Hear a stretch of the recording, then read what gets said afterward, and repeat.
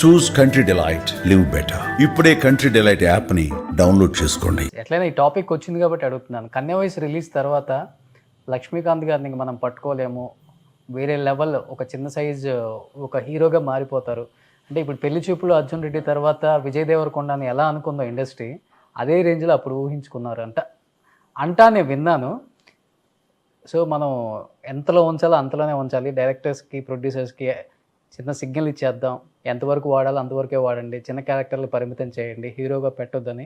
ఒక star hero politics వల్లే తక్కువ సినిమాలు తీసి 40 సినిమాలు తీసేసి నాకు ఈ సినిమా ఇండస్ట్రీ వద్దురా బాబు అనేలా చేసేంతగా ప్రమేయం జరిగింది ఆ ఇష్యూలో అని విన్నాను.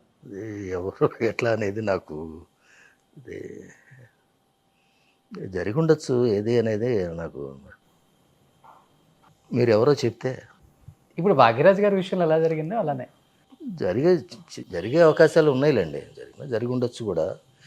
నేను అంతగా దాని మీద దృష్టి పెట్టలేదులేండి. ఎంతో ఇష్టపడ్డ ఇండస్ట్రీ కదా సార్, బాధ అనిపించలేదా తక్కువ సినిమాలు తీసి బయటికి రిటైర్మెంట్ తీసుకున్నాను అని?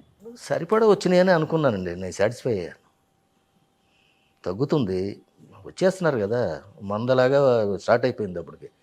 మొత్తం ఇన్స్టిట్యూట్ బ్యాచ్ కానీ ఉండేది ఇది మనల్ని ఆటోమేటిక్గా అయిపోయే ఇదే అది. నేను అంతకు మించి పెద్దగా ఎక్స్పెక్ట్ చేయలేదులేండి, అనుకోలే నేను అంతకంటే.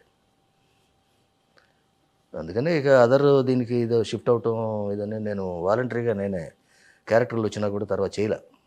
బాధతో చేయాలనిపించలేదా? అట్లా అనకూడదులేండి, అలా కాదు. నేను వాలంటరీగానే రిటైర్ అయినట్టు. తర్వాత చేయలేదు, ఒక మూవీ కూడా చేయలే. చాలామంది అడిగారు, సీరియల్ కూడా అడిగారు, సీరియల్ కూడా చేయలేదండి.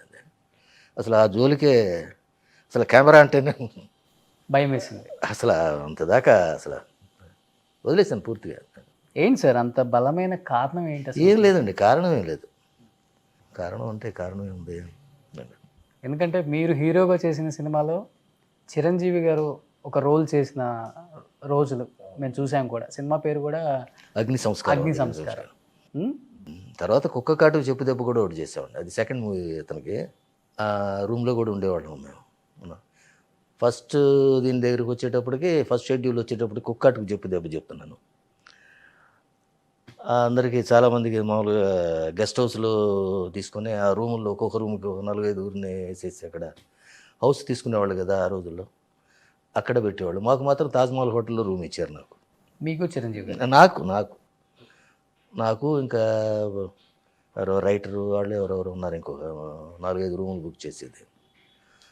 ఫస్ట్ షెడ్యూల్ అయిపోయిందండి. సెకండ్ షెడ్యూల్ అయ్యేటప్పటికి నా రూమ్లో, నేను బయట నుంచి వచ్చేటప్పటికి నా రూమ్లో చిరంజీవి ఉన్నాడు. నన్ను చూసి వెంటనే కంగారు పడ్డాడు.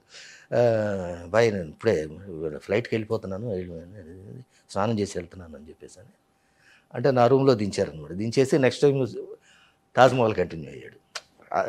తేడా చెప్తున్నా. ఎలా ఉండేది చిరంజీవి గారితో జర్నీ? అనుకున్నారా ఆయన కళల్లో లేదు చూసి ఇంత పెద్ద స్టార్ అవుతారని? స్పార్క్ ఉంది, పెర్ఫార్మెన్స్ ఉంది. అది మామూలు వీళ్ళకి ఇది అప్పట్లోనే ఉందండి.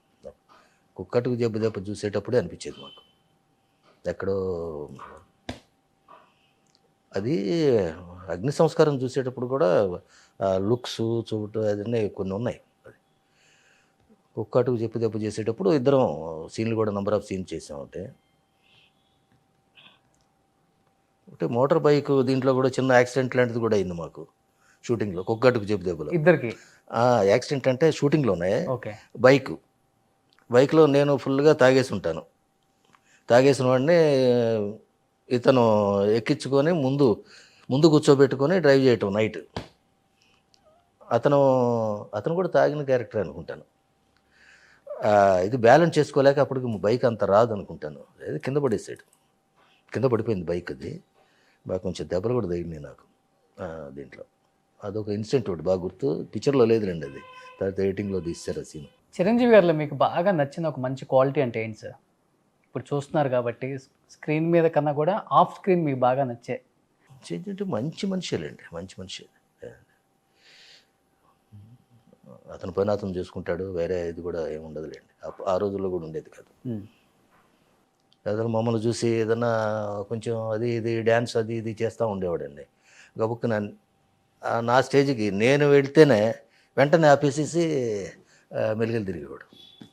అంటే రెస్పెక్ట్. ఆ రెస్పెక్టు ఇది ఉన్నాయి మనిషికి. ఈ తర్వాత మామూలు అనుకోండి.